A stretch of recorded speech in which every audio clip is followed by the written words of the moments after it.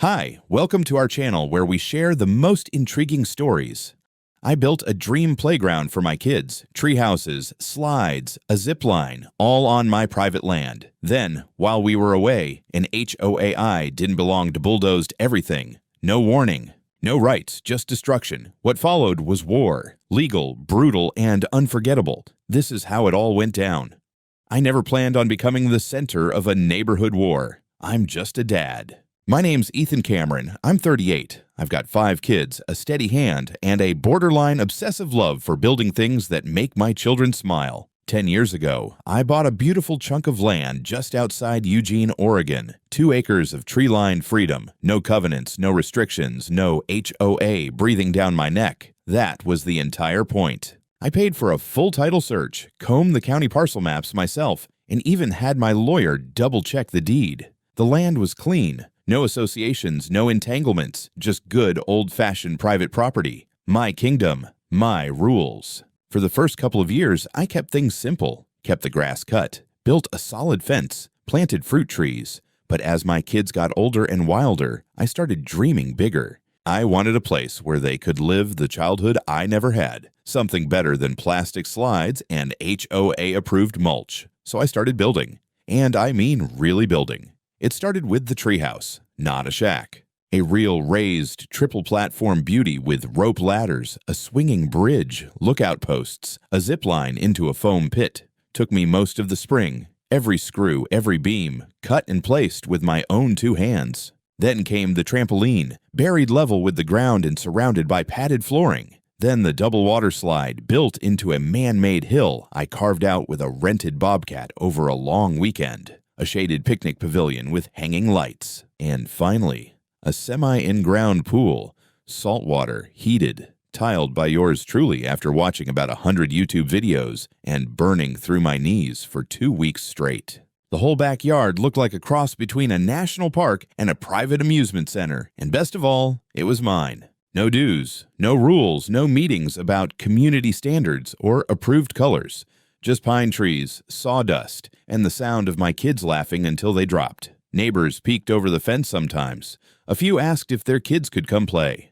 I was polite but firm. This wasn't a public playground, liability and all that. Some didn't like it, I could tell. One guy gave me the cold shoulder after I said no a 3rd time. But most folks minded their business, and I minded mine. This past summer, we planned a trip to visit my wife's family in Montana. A week away, just enough time to escape the Oregon rain, eat her mom's blackberry cobbler, and let the kids run wild on her cousin's ranch. Before we left, I walked the entire property, locked all the gates, double-checked the alarm, tested the hidden cameras I'd installed throughout the backyard, mostly for safety since the treehouse had high spots, and I liked knowing the kids were okay when I wasn't looking.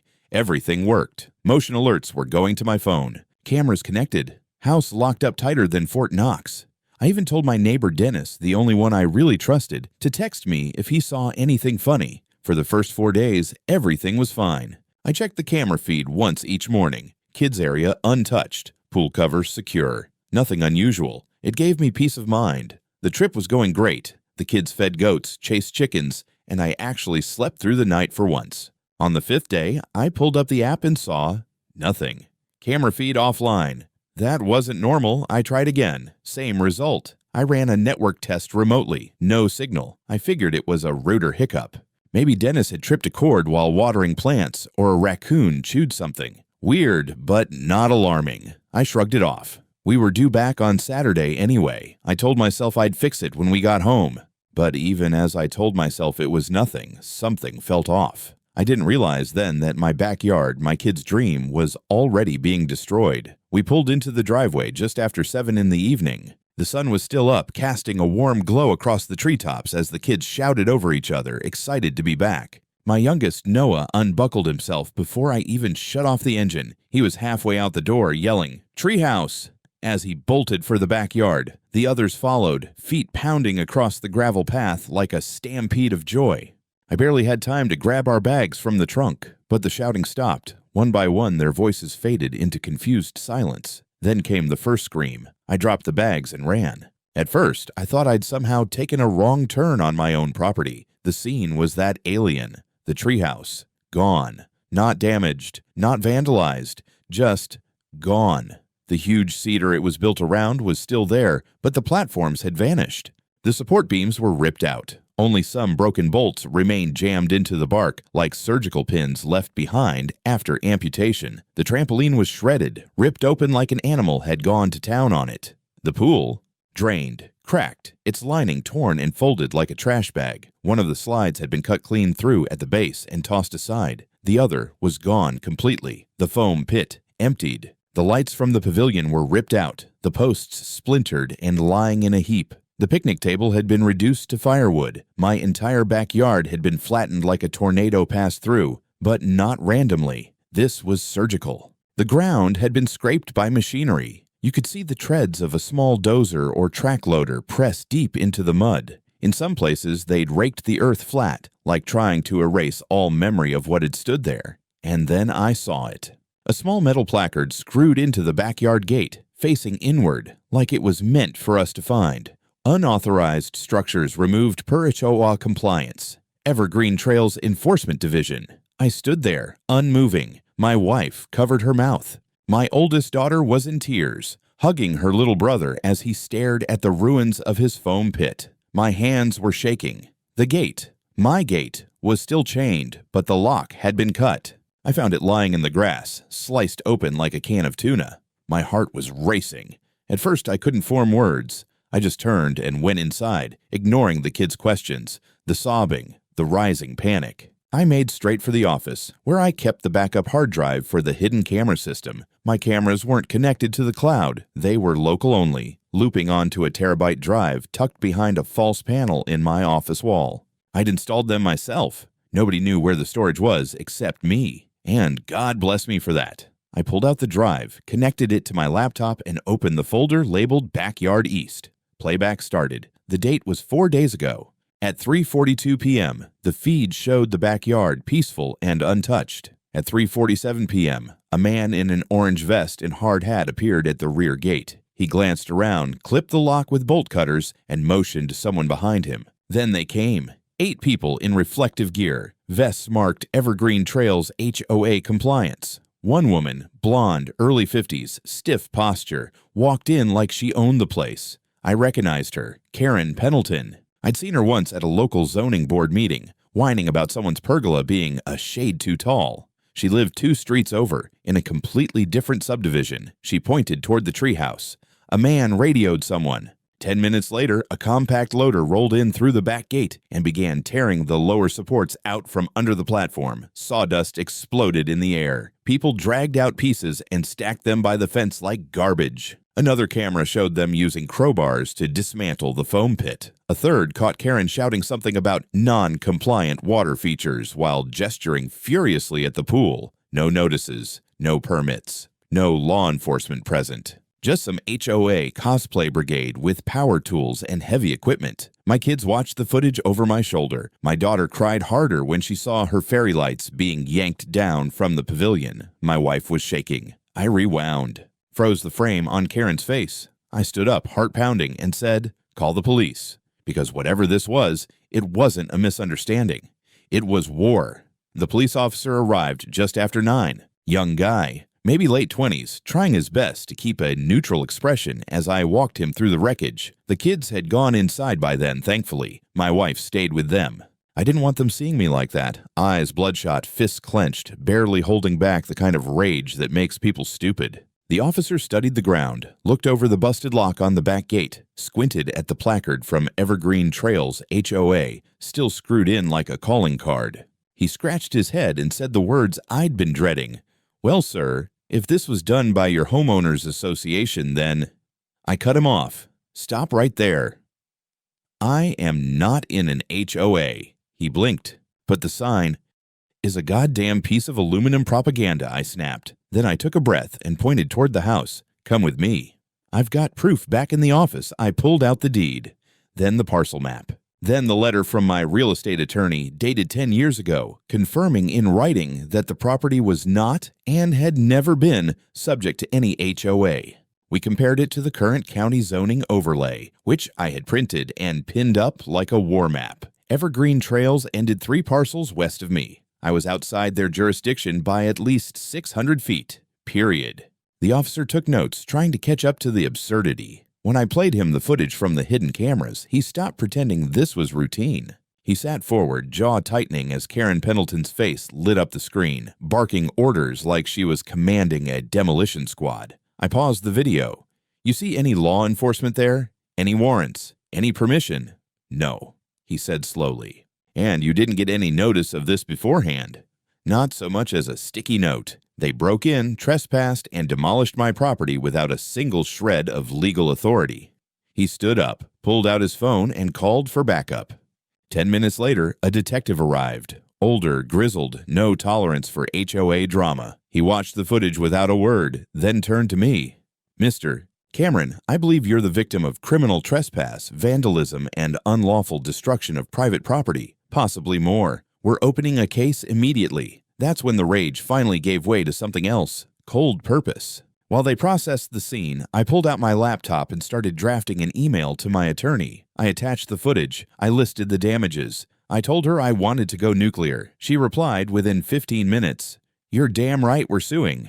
But we're also pressing charges." By the next day, the story had already started to spread. I posted a single clip on my private social media, Karen pointing at the treehouse, screaming something about a visual violation. And within hours, it was being shared outside my circle. Neighbors started messaging me. One from the next block over wrote, "They tried to come after my backyard workshop last year. HOA said it cast inconsistent shadows.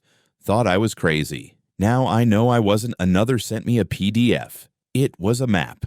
A new map, one I'd never seen before. It showed the Evergreen Trail's boundary expanded, pushed past its original edge, including my lot and 2 others. It was fake, not just updated, fabricated. The lines were blurry, the font mismatched, the source file labeled Community Outreach Draft Final 3. It wasn't on any county site. It hadn't been approved by the Zoning Commission, but it was stamped with the Evergreen Trails HOA logo. I forwarded it straight to my lawyer. By Thursday, we had a stack of paperwork ready, restraining order requests, criminal complaints, civil suit preparations, and an evidence package thick enough to choke a courtroom printer. The detective confirmed the equipment used in the demolition had been rented by a man named George Pendleton, Karen's husband, former contractor, current compliance consultant for the HOA. Of course, he'd signed the rental agreement himself. The same man seen on the footage waving a pry bar at my kid's swing set like he was storming a castle. The web was tightening fast. But the part that really made me smile came in the detective's next words. "We're requesting a warrant." For Karen Pendleton's arrest, Karen Pendleton was arrested the next afternoon while hosting a community improvement brunch at the Evergreen Trails Clubhouse. According to one neighbor, she was mid-toast, something about enforcing beauty standards across parcel boundaries, when 2 plainclothes officers stepped into the room and asked her to come quietly. Of course, she didn't. She ranted. She refused. She demanded to see a warrant. Then she tried to claim she was the law in Evergreen Trails. Apparently, that line doesn't work well on people who carry real badges. The officers escorted her out, ignoring her shouts about civic duties and unauthorized landscaping. I watched it happen live. One of the guests had recorded it on their phone and uploaded it to a neighborhood Facebook group, probably expecting some sympathy. Instead, the video went viral. Karen shrieking in pearls and a floral blouse while yelling, "I improved that yard," became instant meme material. But as funny as it looked, the charges were no joke. The county filed formal criminal charges. Criminal trespass, Class A misdemeanor, felony destruction of private property, filing falsified documents with malicious intent, conspiracy to defraud through unlawful expansion of HOA jurisdiction, and the cherry on top? My lawyer filed a civil suit that same morning, 5 counts including damages, pain and suffering, legal fees, and punitive compensation. We were going after her personally and the HOA as a legal entity. At first, the board tried to pretend Karen had acted independently. They posted a flimsy statement online. "We regret the confusion surrounding recent enforcement actions. The HOA does not condone unauthorized behavior, and Mrs.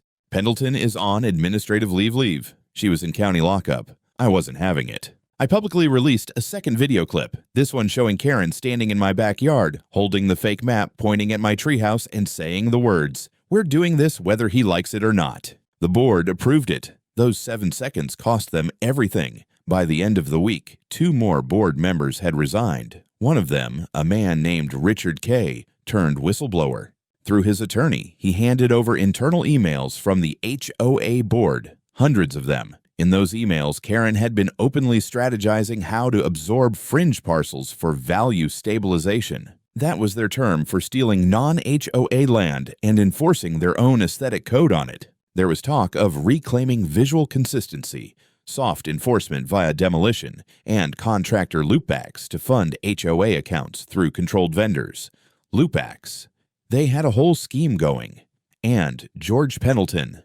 He wasn't just some helpful husband swinging a crowbar. He was on the take. Turns out, George had positioned himself as an approved contractor and was billing the HOA at premium rates for compliance removals. The records showed he'd been paid over $68,000 in the last 2 years, almost all for tearing down violations on properties never actually inside HOA borders. The rot was deep. The detective called me 2 days later.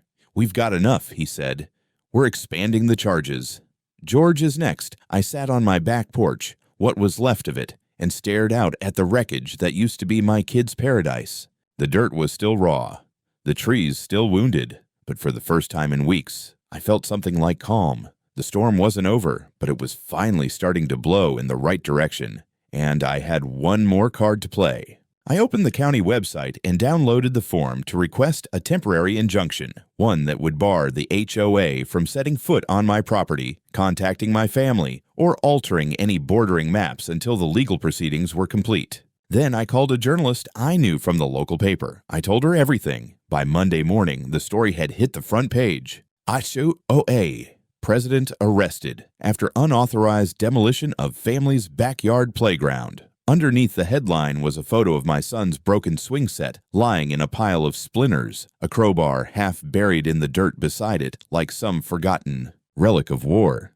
The article was thorough, detailed, and brutal. It quoted me, the detective, my lawyer, and even Richard K., the resigned board member turned whistleblower. That same afternoon, the courthouse held Karen's bail hearing. She arrived in a beige jumpsuit, her hair frizzy and undone, flanked by 2 public defenders who looked like they'd already given up. The prosecutor laid it all out: trespass, fraud, destruction of property, conspiracy, and obstruction.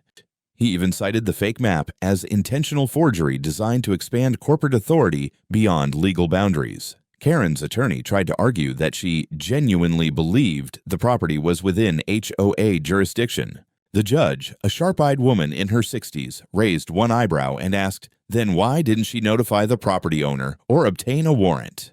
Silence. Bail was denied. Karen was remanded without bond. Outside the courthouse, a group of Evergreen Trails residents had gathered. Some held signs. Not in our name. HOA not equal to tyranny. Justice for the Camerons. I didn't organize it, but I appreciated it. A few neighbors even apologized to me directly. "She made us think we had to follow every order," one woman said, her voice trembling, "even when it didn't feel right." I shook her hand and said, "You still have time to make it right." Later that day, my lawyer filed a motion for emergency injunctive relief against the entire Evergreen Trails HOA board. We weren't just going after Karen anymore. We were targeting the organization itself. With Richard K.'s emails and George's contractor payments, we had enough evidence to argue that the board had enabled and directly benefited from the misconduct. That evening, we got a call from the DA's office. George Pendleton had just turned himself in. He'd walked into the sheriff's station wearing a Patagonia vest and expensive sunglasses,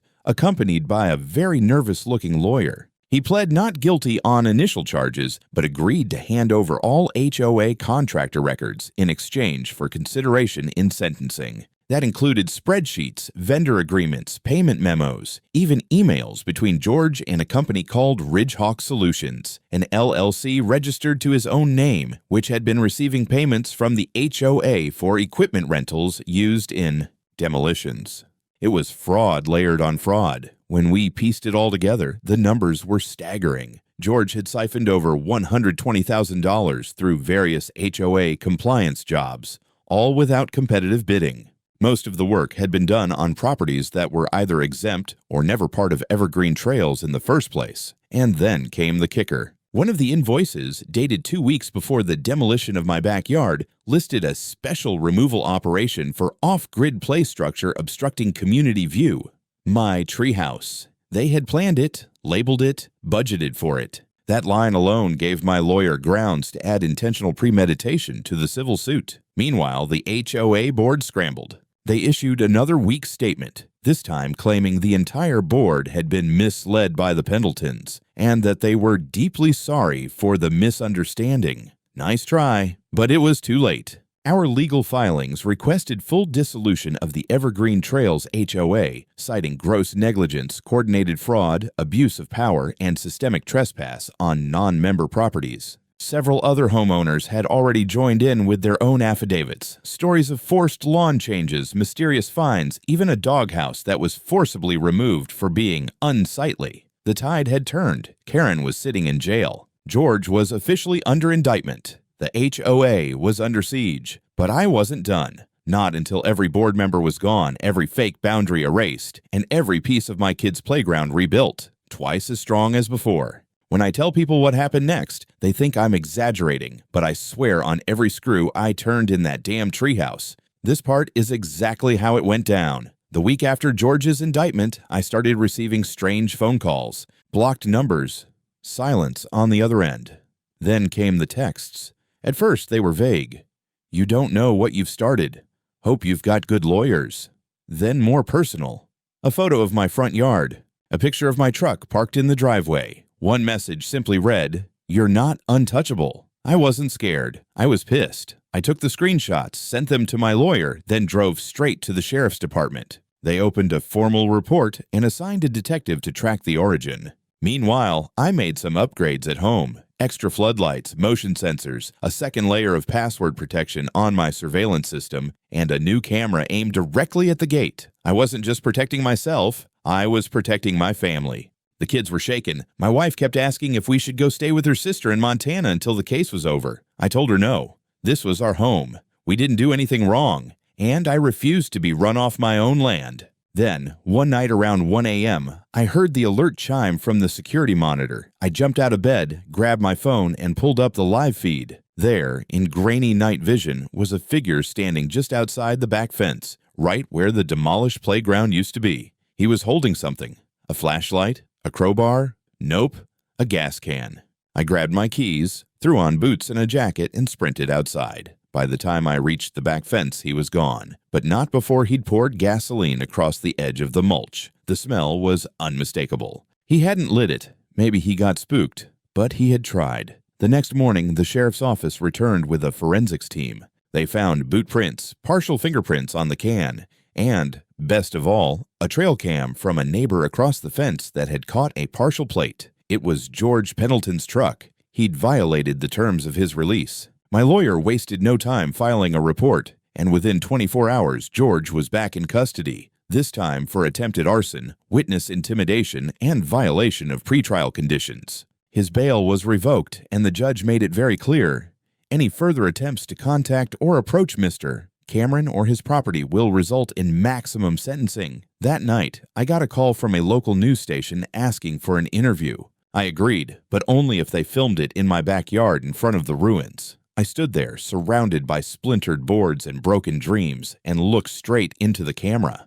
This is what happens when people with no authority try to control others through fear and lies. My kids didn't ask for this. They just wanted a treehouse. Now we're rebuilding, and this time we're not stopping until justice is done. The clip aired that evening and spread like wildfire. By the next day, over 70,000 people had signed an online petition to investigate Evergreen Trails HOA for misuse of funds and abusive enforcement practices. The county board scheduled a public hearing, and more whistleblowers came forward. 2 contractors, 1 former HOA accountant, and a realtor who'd been pressured to lie about which homes were technically in the HOA zone. It was collapsing fast.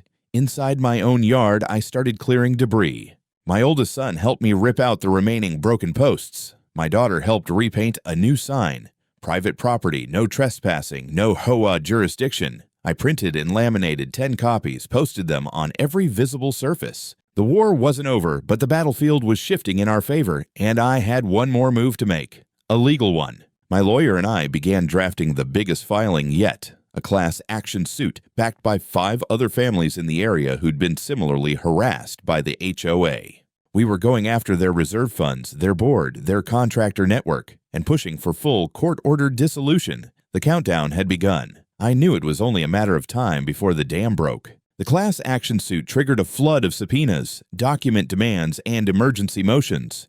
HOA board members started lawyering up, or more accurately, panicking and running for cover. 2 of them resigned the day after the lawsuit became public. Another one, Beatrice Lively, the secretary, tried to erase her emails and shred physical documents. Too bad Richard had already downloaded everything to a secure drive before he left the board. Every memo, every spreadsheet, every signed compliance order with Karen's sweeping signature and George's attached invoice. Then came the emergency audit. The court granted our motion to freeze the Evergreen Trails HOA's bank accounts pending investigation. What they found made Karen's demolition order look like the tip of the iceberg. There were fake invoices, double-billed landscaping jobs, consulting fees paid to companies that didn't exist, and, of course, massive payments to Ridgehawk Solutions, George's shell company, for enforcement operations that included at least 9 other properties that had also never legally belonged to the HOA.